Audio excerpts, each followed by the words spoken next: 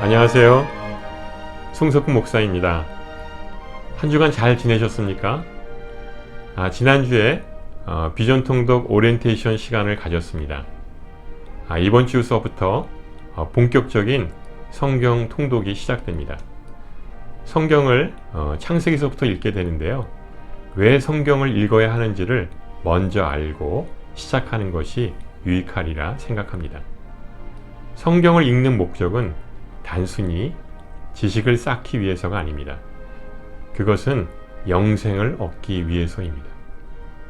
성경은 온통 예수 그리스도로 가득 차 있는데 우리는 예수 그리스도를 통해 영생을 얻게 된다고 말씀드렸습니다.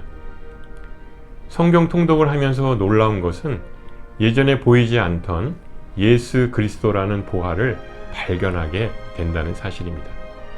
우리가 예수 그리스도를 구속사적인 관점으로 보게 되는데 창세기서부터 예전에 보이지 않던 예수 그리스도가 보이기 시작한다는 놀라운 사실을 경험하게 됩니다. 이제는 우리의 눈이 뜨여 안 보이던 예수 그리스도가 보이게 되고 들리지 않던 귀가 뚫리게 된다는 사실을 경험하게 될 것입니다.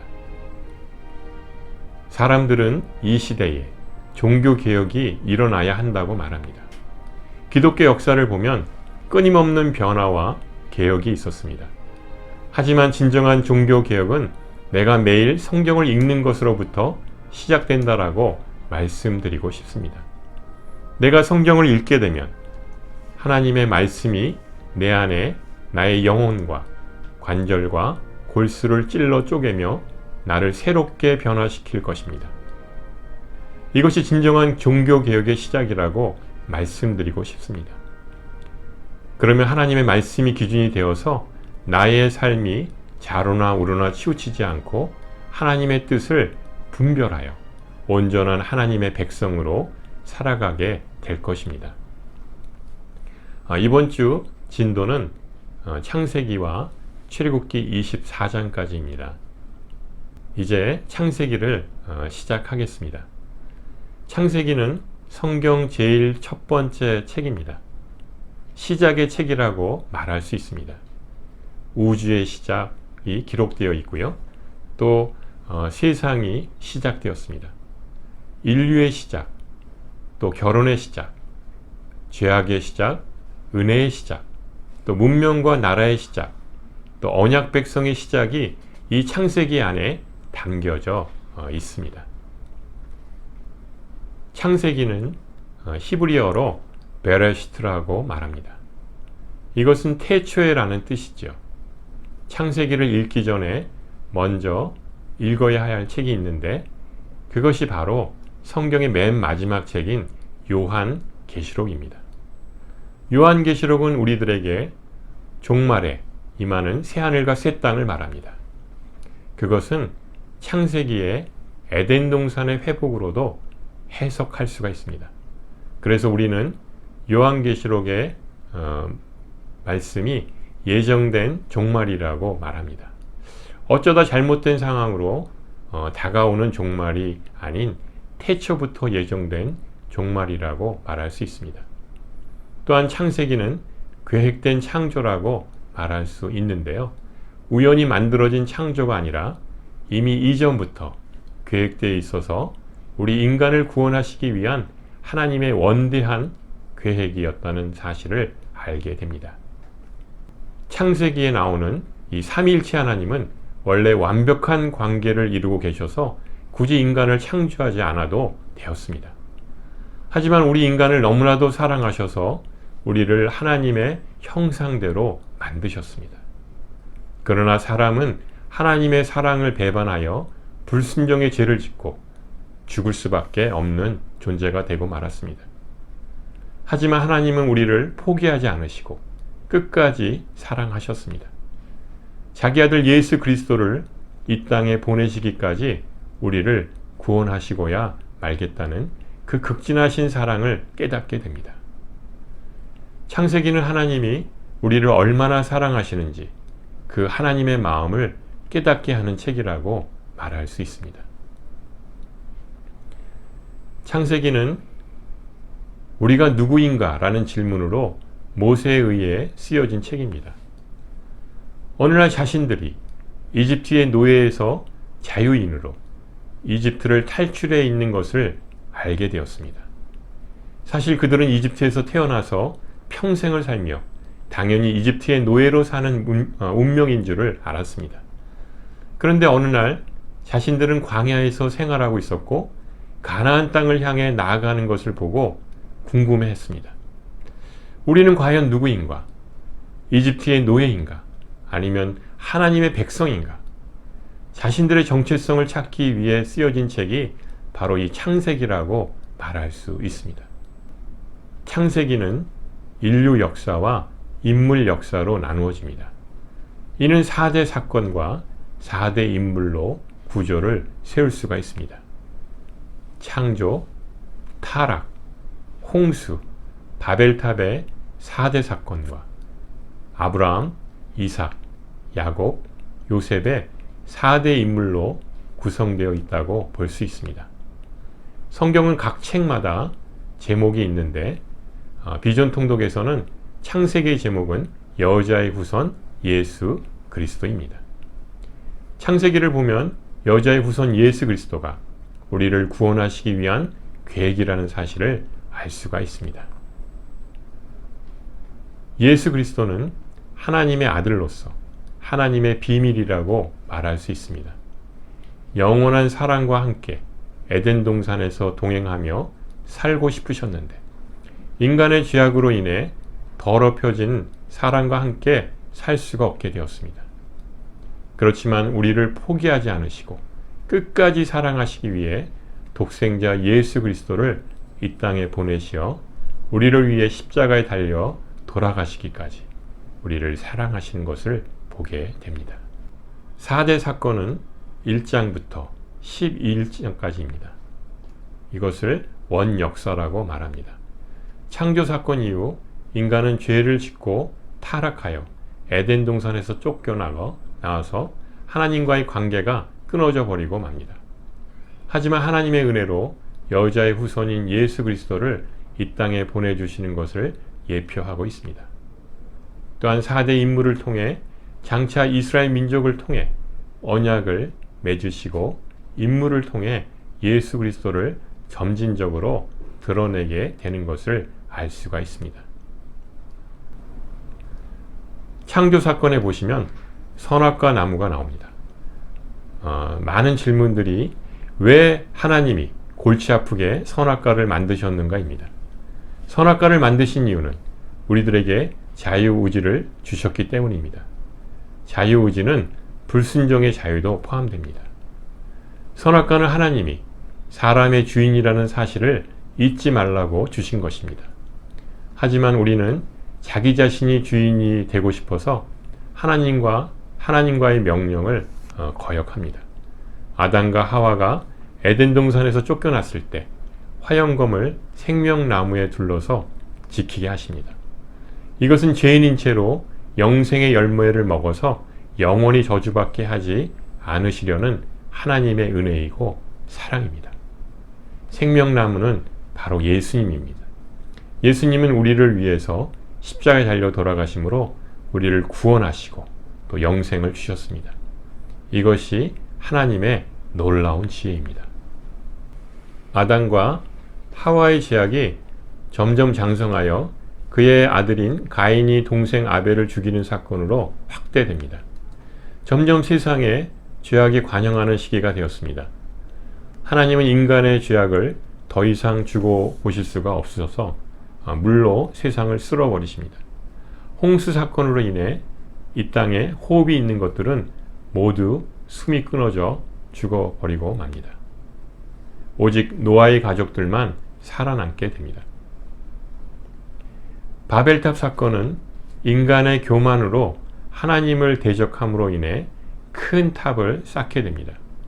하나님은 이에 언어를 혼잡하게 하여서 교만한 사람들을 흩으시고야 맙니다.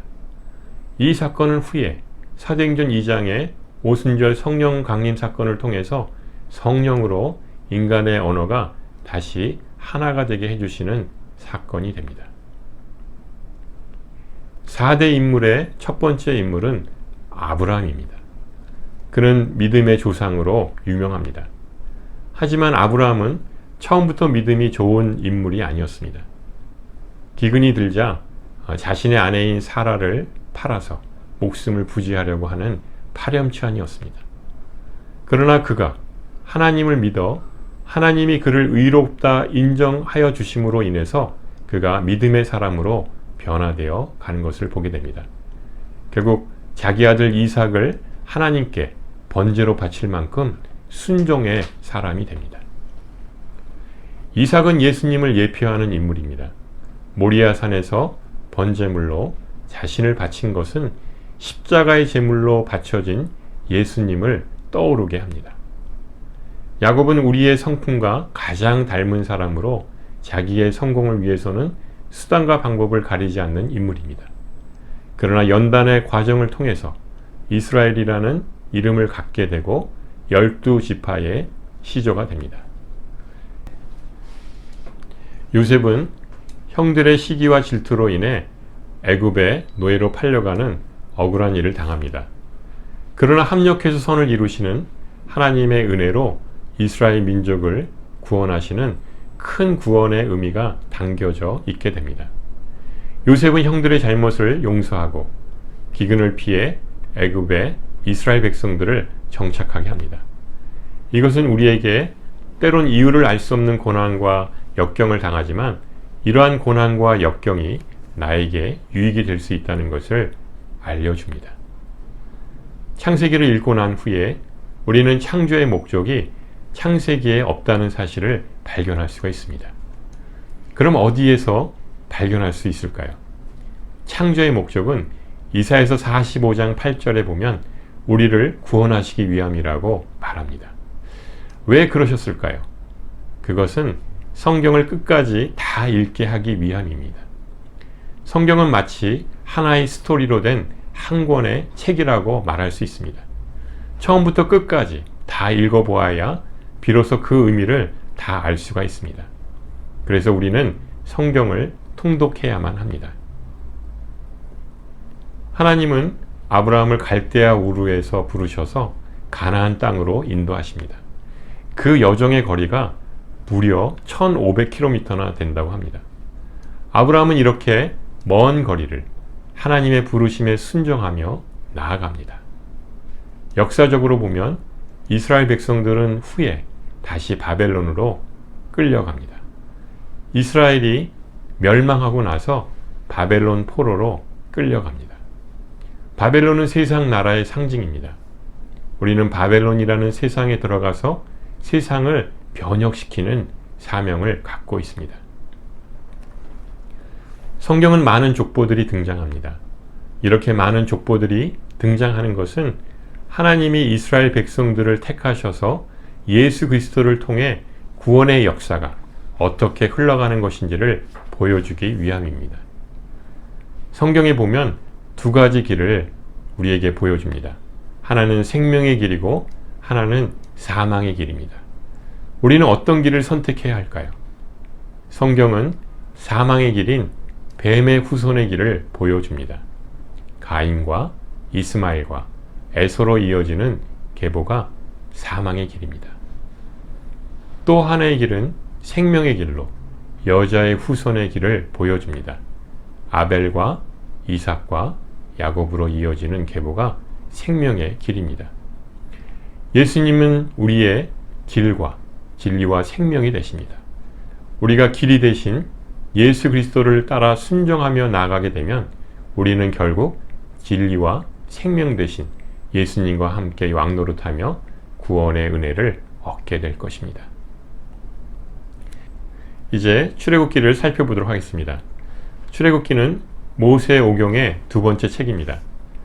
노예로 살던 이스라엘 백성들이 어떻게 이집트를 탈출하고 어떻게 민족을 이루어가는지 그 여정을 기록한 책입니다.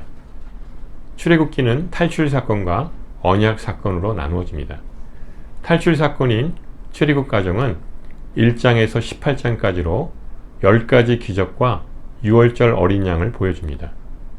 또 한 부분인 언약과 성막은 19장에서 40장까지로 시내산 언약과 성막 건축을 나타냅니다. 출애굽기의 제목은 유월절 어린 양 예수 그리스도입니다.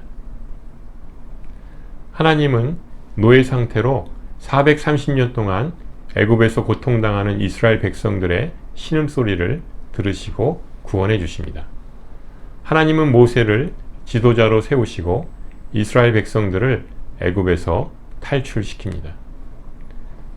출애굽기는 우리들에게 하나님은 누구신가? 라는 질문에 하나님은 이런 분이라고 답해 주시는 책이라고 할 수 있습니다. 모세를 이스라엘의 지도자로 세울 때 모세는 하나님께 질문합니다.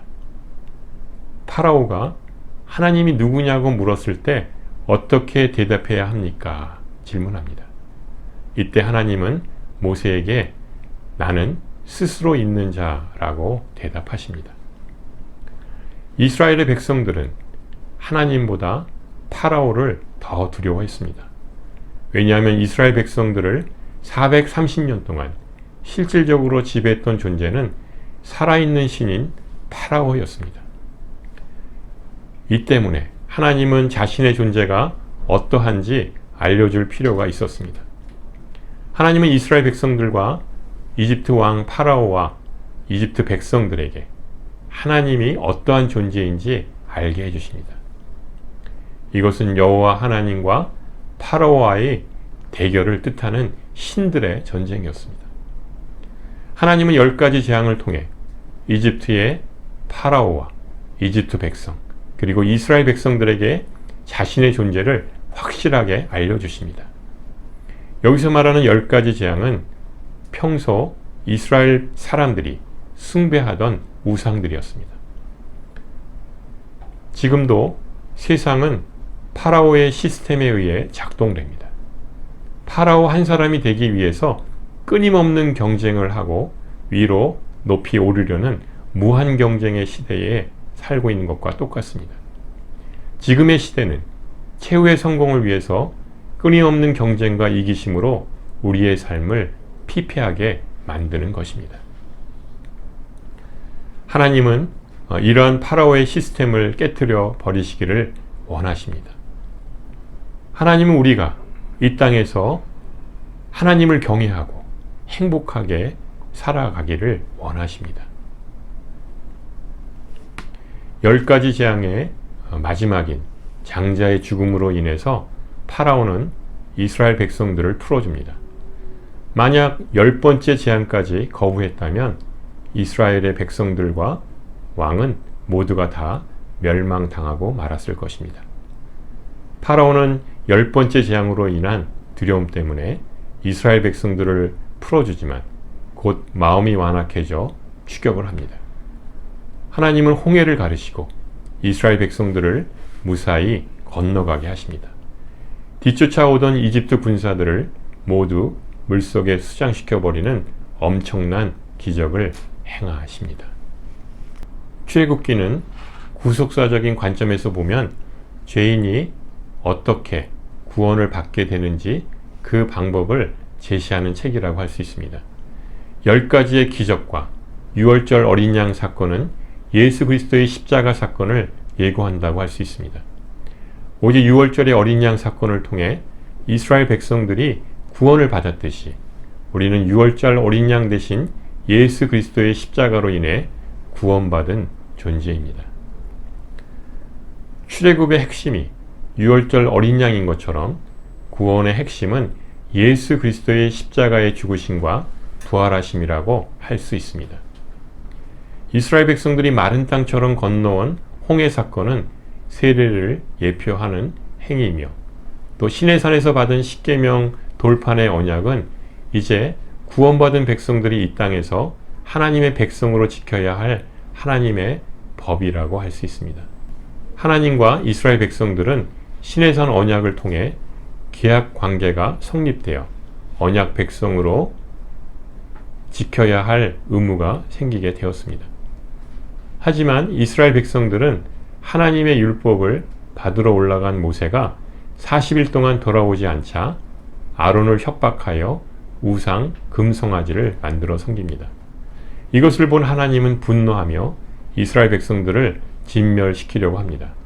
하지만 모세의 간절한 기도로 하나님의 뜻을 돌이키게 합니다. 우리가 교훈으로 삼아야 하는 것은 기적이 사람을 변화시키지 못한다는 사실입니다. 이스라엘 백성들은 그 엄청난 기적을 보고도 깨닫지 못하고 어리석게도 하나님을 믿지 않고 우상을 섬기는 우를 범하게 됩니다. 아무리 교회를 열심히 다니고 또 열심히 봉사하고 많은 헌금을 한다 할지라도 우리 안에 진정한 믿음이 없다면 아무 소용이 없는 것입니다. 오직 하나님의 말씀이 기준이 되어서 올바른 분별력을 가지고 하나님의 백성답게 살아가야 할 줄로 믿습니다.